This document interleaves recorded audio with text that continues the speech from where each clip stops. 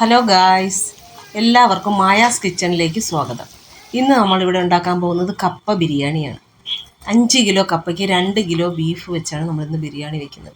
അങ്ങനെ കപ്പ അടുപ്പേ വെച്ചിട്ടുണ്ട്. അപ്പോൾ ബീഫിനുള്ള സാധനങ്ങൾ നമുക്ക് എടുക്കാം. ഇഞ്ചി, പച്ചമുളക്, വെളുത്തുള്ളി ഇത് ചതച്ചെടുക്കാം.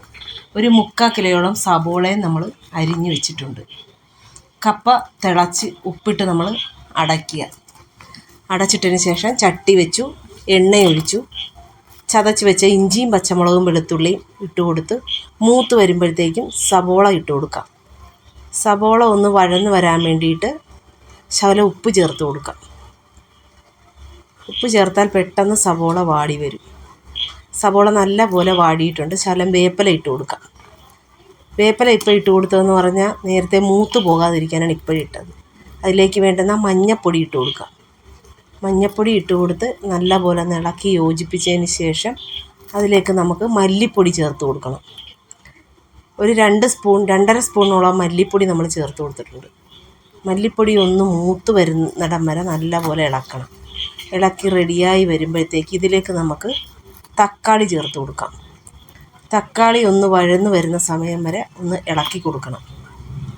ഇളക്കി തക്കാളിയൊക്കെ ഒന്ന് റെഡിയായി വരുമ്പം വേണം ബാക്കി പൊടികൾ നമുക്ക് ചേർത്ത് കൊടുക്കാൻ. നല്ലപോലെ തക്കാളിയൊക്കെ റെഡിയായിട്ടുണ്ട്. ഇതിലേക്ക് ആവശ്യമായ പൊടികൾ നമുക്ക് ചേർത്ത് കൊടുക്കാം. 2.5 സ്പൂൺ മുളക് പൊടി, 1 ടേബിൾ സ്പൂൺ പെരിഞ്ജീരകം, 1 ടേബിൾ സ്പൂൺ കുരുമുളക് പൊടി, 1 ടേബിൾ സ്പൂൺ ഗരം മസാല. ഇത്രയും നമ്മൾ ചേർത്ത് കൊടുത്ത് നല്ലപോലെ ഇളക്കി ഒന്ന് യോജിപ്പിച്ചിട്ട് 5 സ്പൂൺ മീറ്റ് മസാല നമുക്ക് ചേർത്ത് കൊടുക്കാം. 5 സ്പൂൺ മീറ്റ് മസാല ഇതെല്ലാം കൂടി ഇളക്കി യോജിപ്പിച്ച് മൂത്ത് വരുമ്പോഴത്തേക്ക് വേണം നമുക്ക് ബീഫ് ചേർത്ത് കൊടുക്കാം. ബീഫ് ഇട്ടൊന്ന് ഇളക്കി നല്ലപോലെ ഇത് യോജിപ്പിക്കണം. ആവശ്യത്തിന് ഉപ്പ് വേണമെങ്കിൽ നമുക്കിനി ചേർത്ത് കൊടുക്കാം. നമ്മൾ കുറച്ച് ഉപ്പേ ചേർത്തിട്ടുള്ളായിരുന്നു. അപ്പോൾ 1 ലിറ്റർ വെള്ളമാണ് നമ്മളിതിലേക്ക് ചേർത്ത് കൊടുത്തത്.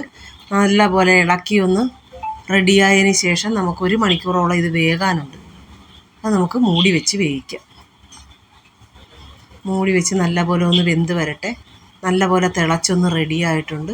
അപ്പോൾ ഇപ്പം കറക്റ്റ് പരുവം ആയിരിക്കുകയാണ്. ഇത്രയും വെന്താൽ മതി. അതിലേക്ക് നമുക്കൊരു ചട്ടി വെച്ച് കൊടുക്കാം. കുറച്ച് എണ്ണയൊഴിച്ച് ഒരു തേങ്ങ നമ്മൾ കൊത്തെടുത്ത് വെച്ചിട്ടുണ്ട്. അത് നമുക്ക് വറുത്തെടുക്കാം. നമുക്ക് തേങ്ങ ഒന്ന് മൂത്ത് വരുമ്പോഴത്തേക്ക് വറുത്ത് കോരിയതിന് ശേഷം നമുക്ക് ബീഫിലേക്ക് ഈ കപ്പ ചേർത്ത് കൊടുക്കാം. ബീഫ് ഇപ്പോൾ കറക്റ്റ് പരുവത്തിലായിട്ടുണ്ട്. അതിലേക്ക് നമുക്ക് കപ്പ ചേർത്ത് നല്ലതുപോലെ റെഡിയാക്കി എടുക്കണം. അപ്പോൾ ഇതിലേക്ക് നമുക്കിപ്പം കപ്പ ചേർത്ത് കൊടുക്കാം. കപ്പ ചേർത്തിട്ടുണ്ട്. അത് നല്ലപോലെ ഇളക്കി ഒന്ന് മിക്സായതിന് ശേഷം വേണം. കപ്പയൊക്കെ നല്ലപോലെ ഒന്ന് ഉടഞ്ഞ് റെഡിയായി വരണം. അപ്പോൾ നല്ലപോലെ ഒന്ന് ഉടഞ്ഞ് റെഡിയായി വന്നിട്ടുണ്ട്. ഇതിലേക്ക് നമുക്ക് വറുത്ത് കോരി വെച്ചിരിക്കുന്ന തേങ്ങാക്കൊത്തും നല്ല നാടൻ കറിവേപ്പിലയും ചേർത്ത് കൊടുക്കാം. ചേർത്ത് നല്ലപോലെ ഇതൊന്ന് മിക്സായി വരണം. കാരണം എല്ലാവർക്കും തേങ്ങാക്കൊത്തൊന്ന് കടിക്കാൻ കിട്ടണം. അതാണ് ഇതിൻ്റെ ടേസ്റ്റ്. അപ്പോൾ നമ്മുടെ കപ്പ ബിരിയാണി റെഡിയായിരിക്കുന്നത്. നല്ലപോലെ ഇളക്കി ഒന്ന് യോജിപ്പിച്ചതിന് ശേഷം നമുക്കിത് സെർവ് ചെയ്യാം.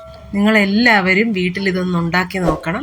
നമ്മുടെ ചാനൽ നിങ്ങൾക്ക് ഇഷ്ടപ്പെട്ടെങ്കിൽ നിങ്ങൾ ലൈക്ക് ചെയ്യണം, ഷെയർ ചെയ്യണം, സബ്സ്ക്രൈബ് ചെയ്യണം.